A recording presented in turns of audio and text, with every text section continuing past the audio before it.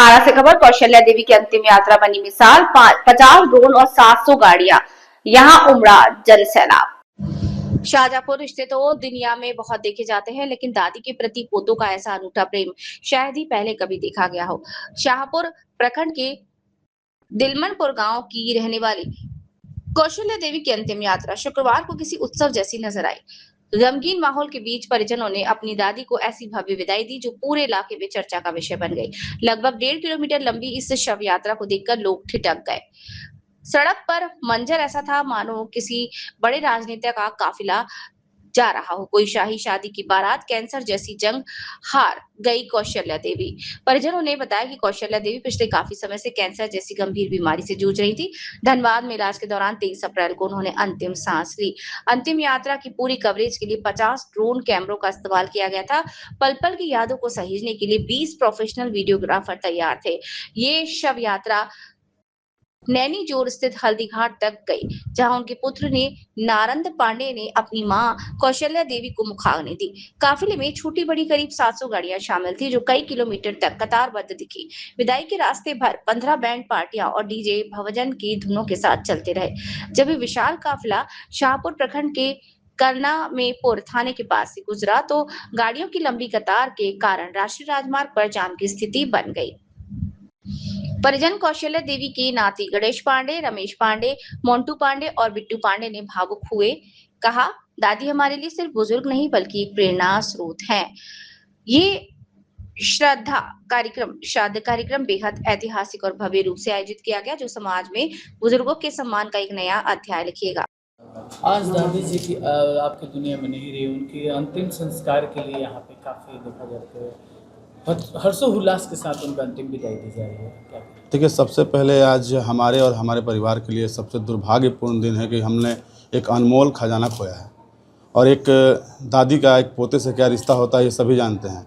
आज हमने एक छत खोया है, हमारे पिता ने अपनी माता को खोया है, तो ये गम तो है, लेकिन हम चाहते हैं कि हम अपनी दादी को विदाई ऐसा करें, क्योंकि इसके बाद दादी हमसे कुछ लेने नहीं आएंगी, लेकिन हम चाहते हैं ऐसा विदाई करें कि समाज में एक ऐसा मैसेज जाए कि लोग बर्थडे, छठिहारी सब धूमधाम से मनाते हैं। अपने पूर्वज का, अपने गार्जियन का विदाई, अंतिम विदाई कैसा होता है वो हम मनाना चाहते हैं कि लोग देखें कि अंतिम विदाई इस तरीके से भी होता है। शाहाबाद का देखा जाए तो सारे कैमरा और ड्रोन से इसकी निगरानी रखी जाएगी। जी बिल्कुल, काफ़ी संख्या में भीड़ होने की आशंका है और काफ़ी संख्या में भीड़ हो भी रही है। और यहाँ पे हमको लगता है कि 400 से 500 गाड़ियों का काफिला है, तो ड्रोन का निगरानी और ड्रोन कैमरा से वीडियोग्राफी हो रही है।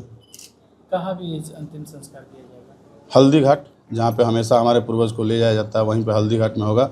और काफ़ी दुख के साथ और ये श्राद्ध क्रम जो आज मनाया जा रहा है वो काफ़ी दुखपूर्ण है हमारे परिवार के लिए। हमारे परिवार के लिए एक बहुत बड़ा क्षति है आज का दिन। बस यही कहना चाहते हैं। दादी के साथ तो आपने काफ़ी समय बिताया, कौन ऐसा पल है जो आपको याद आ रही है? ऐसा कोई भी दिन नहीं था जो हमारी दादी हमारे सर पे तेल नहीं लगाती थी और हमसे प्यार नहीं करती थी, अपने हाथों से नहीं खाना खिलाती थी। और आज दादी को हम नहीं, हमारा पूरा परिवार मिस कर रहा है और इस घटना को हम कभी भूल नहीं पाएंगे। क्या उम्र होगी? लगभग 87-88 साल उम्र होगी दादी की। बारात भी ऐसे नहीं निकलता है जिस तरीके से ये शादी तो सभी धूमधाम से मनाते हैं। शादी के बाद भी हमारे पास बहुत टाइम रहता है सब कुछ करने का, लेकिन अंतिम संस्कार के बाद उनके लिए कुछ करने के लिए हमारे पास कुछ नहीं है।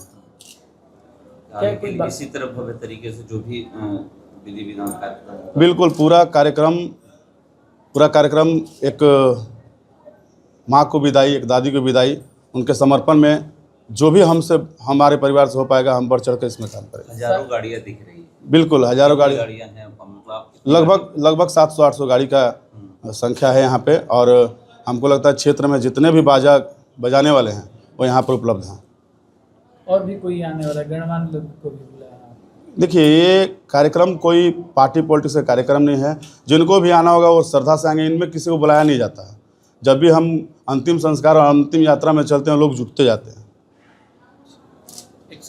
आज के युग में जो ये भागदौड़ वाला लाइफ हो गया सबका, इसमें बुजुर्गों के प्रति हमारा जो दायित्व है हम उस चीज़ को भूलते जा रहे हैं। आप क्या कहेंगे? ये जो आप एग्जाम्पल सेट किया आपने, ये जो उदाहरण पूरे समाज के लिए जो पेश किया, क्या आपको लगता है कि आने वाली पीढ़ी भी इस चीज़ को अपनाएगी? देखिए, ये हमारा 13 दिन, आज हम अपने दादी के लिए, हमारा पूरा परिवार 13 दिन ही उनके लिए दे पाएगा जो हम तेरहवा मनाएंगे।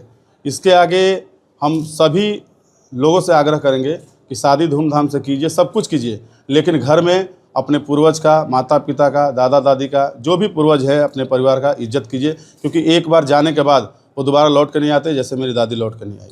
धनबाद में आप लोग का रहन सहन जी।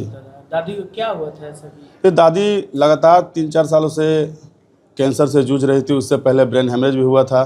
तो कैंसर से लड़ते लड़ते बहुत साल दादी लड़ी, और लड़ने के बाद कल सुबह 8 बजे उनका सारा कार्यक्रम कहाँ से हुआ? सारे कार्यक्रम बस हमारे निवास स्थान दिलमनपुर, यहीं से होने वाला।